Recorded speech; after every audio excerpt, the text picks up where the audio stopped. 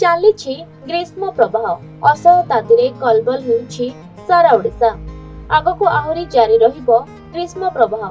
ତେବେ ଏତିକି ବେଳେ ଶରୀରରୁ ଜଳୀୟ ଅଂଶର ପରିମାଣ ବହୁ ମାତ୍ରାରେ ହ୍ରାସ ପାଉଥିବା ବେଳେ ଭରସା ସାଜିଛି ବଜାରରେ ମିଳୁଥିବା ବିଭିନ୍ନ ଜାତିର ଫଳମୂଳ। ଆପଣଙ୍କୁ ଧନ୍ୟବାଦ, ଭଲ କ୍ୱେଶ୍ଚନ୍ ପଚାରିଲେ। ତରଭୁଜ ଏଇଟା ବର୍ତ୍ତମାନ ଆମର ସମର ସିଜନ୍ ଖରା ଦିନ ଚାଲିଛି। ତରଭୁଜ ଯେଉଁଟାକୁ ଆମେ ଇଂଲିଶରେ ବହୁତ ଲୋକ ୱାଟରମିଲନ୍ କହନ୍ତି ଏବଂ ଓଡ଼ିଆରେ ହିନ୍ଦୀରେ ଆମେ ତାକୁ ତରଭୁଜ କହିଥାଉ। ଏଇଟା ଗୋଟେ ଏମିତି ଯେ ଫଳ ଯେଉଁଟାକି ବେଶୀ ଆର୍ଦ୍ରତା ଲାଭ କରିଥାଏ ଏଇ ଖରାଦିନେ। କାରଣ ଆପଣ ଜାଣିବାକୁ ପାଇବେ ଯେ ଏଥିରେ ଶତକଡ଼ା 100ରୁ 92ରୁ 93% ୱାଟର ଜଳଭାଗ ରହିଛି। ତେଣୁ ଖରାଦିନେ ମୁଖ୍ୟତଃ ଲୋକମାନଙ୍କର ଡିହାଇଡ୍ରେସନ୍ ହେବାର ସମ୍ଭାବନା ଥାଏ, ଯେହେତୁ ଲୋକମାନେ ବାହାରେ ବୁଲାଚଲା କରନ୍ତି, ବିଭିନ୍ନ କାମରେ ବାହାରକୁ ଯାଆନ୍ତି ଏବଂ ଆଟମସ୍ଫିୟରର ହ୍ୟୁମିଡିଟି ବହୁତ ଅଧିକା ଥାଏ। ସେ ଦୃଷ୍ଟିରୁ ଆମର ଜଳୀୟ ଅଂଶ କମିବାର ସମ୍ଭାବନା ବହୁତ ଥାଏ।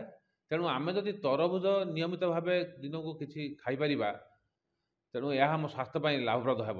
ଏଇଟା ସିଟି ହସ୍ପିଟାଲ ରୋଡ଼ରେ ଆମର ଦୋକାନ ଦୀର୍ଘ 35 ବର୍ଷ ହେଲା ଖୋଲା ଅଛି। ଆମର ସବୁ ସିଜନ୍ ବେପାର ହେଉଛି। ଆମର ଖରାଦିନିଆ ତରଭୁଜ ବିକ୍ରି ହୁଏ। ଶିବରାତ୍ରିରୁ ସାବିତ୍ରୀ ପର୍ଯ୍ୟନ୍ତ ଚାଲେ, ତାପରେ ଚାହିଦା କମିଯାଏ। କିନ୍ତୁ ତରଭୁଜଟା ଆମର 1 ନମ୍ବର ଜିନିଷ ଆସୁଛି। ତା 3 ପ୍ରକାର ଫଳ ଆସୁଛି, କିନ୍ତୁ ସବୁଠୁ ମିଠା ଏଇଟା ରହୁଛି ବେଙ୍ଗଲୁରୁ ତରଭୁଜକୁ କିରଣ ବୋଲି କହୁଛନ୍ତି। ଆଉ ଇଏ ବହୁତ ଅନ୍ୟ ତରଭୁଜ ଅପେକ୍ଷା ଏହାର ମିଠା ଅଂଶ ଅଧିକ ରହୁଛି। ଖରାଦିନେ ଆକୁ ଯଦି ଖାଇବେ ତାହେଲେ ଏହାର ମାନେ ସ୍ୱାସ୍ଥ୍ୟ ପ୍ରତି ବହୁତ ଭଲ। ଆଉ ଦ୍ୱାରା ଆମର କ୍ଷୁଧା ତୃଷା ଦୁଇଟା ମେଣ୍ଟିଯିବ। ତରଭୁଜ ଦେଖନ୍ତୁ, ଏଇଟା ହେଉଛି ଏବେ ଗ୍ରୀଷ୍ମ ଋତୁଟା, ତାପରେ ରମଜାନ ମଧ୍ୟ ଚାଲିଛି। ତାପରେ ଖରାକୁ ତରଭୁଜଟା କ'ଣ ବଡ଼ିକୁ ମାନେ ୱାଟର ଲେଭେଲଟା ଟିକେ ବେଟର ରଖିବ, ହାଇଡ୍ରେଟ୍ ରଖିବ ବଡ଼ିକୁ ଟିକେ, ଯେଉଁଟାକି ମାନେ ଖାଇଲେ ଦେହ ପାଇଁ ଭଲ ମଧ୍ୟ। ତାପରେ ଏ ଫଳରେ କ'ଣ ହେଉଛି ନା ଅଧିକ ମାତ୍ରାରେ ପାଣି ଅଛି, ଯେଉଁଟାକି ବଡ଼ିକୁ ହାଇଡ୍ରେଟ୍ ରଖିବ। ତା ଦିନ ସାରା ଖରାରେ ମଧ୍ୟ ଆମକୁ ସେଇଟା ସଷ୍ଟେନ୍ କରିବା ମଧ୍ୟ ବେଟର ହେବ। ସେଥିପାଇଁ ତରଭୁଜ ଏବେ ମାନେ ଭଲ ସେଲିଂ ମଧ୍ୟ ଭଲ ଥିବ ଏମାନଙ୍କର। କ'ଣ ପାଇଁ ନା ରମଜାନ ବି ଅଛି, ତାପରେ ଖରା ମଧ୍ୟ ବହୁତ ଅଧିକ ହେଉଛି। ସେ ଖରାକୁ ତରଭୁଜ ଦେହ ପାଇଁ ବହୁତ ଭଲ ରହେ। ତାପରେ ଭାଇଟାମିନ୍ ମଧ୍ୟ ଭଲ ଥାଏ ଏରେ। ତାପରେ ଦେଖିବାକୁ ଗଲେ ମାନେ ଏଇଟା ପାଣି ମଧ୍ୟ ଅଧିକ ଥାଏ ତରଭୁଜରେ, ଦେହ ପାଇଁ ମାନେ ବେଟର ମଧ୍ୟ ହେବ।